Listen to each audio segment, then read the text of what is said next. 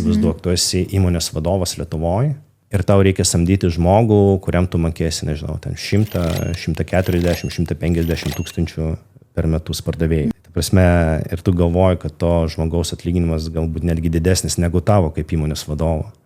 Ir reikia peržengti tą tokį slengstį. Ir mūsiškiai nori rezultatų greitai. Jeigu čia ateina, jie nori rezultatų per ten 1, 2, 3 mėnesius. Kur pardavimai, kur pajamos. Tai, o Amerika, čia tas pardavimų ciklas yra ilgesnis.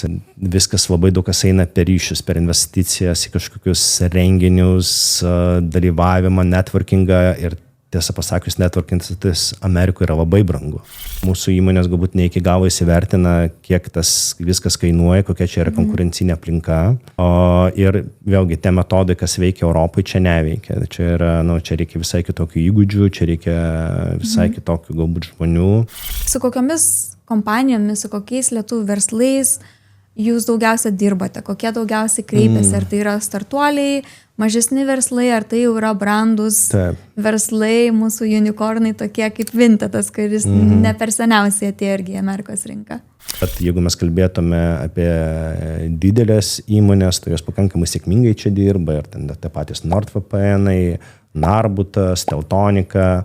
Naujausias sėkmės pavyzdys yra SBA baldai, kurie pastatė milžinišką gamyklą rytiniai pakrantėje. Tai jie iš tikrųjų yra toks pavyzdys, kaip reikėtų daryti plėtrą Amerikoje. Ir vėlgi rekomenduočiau nuo Čikagos pradėti, jeigu realiai kas nors nori pradėti nuo Čikagos, kadangi yra lietuvių bendruomenė.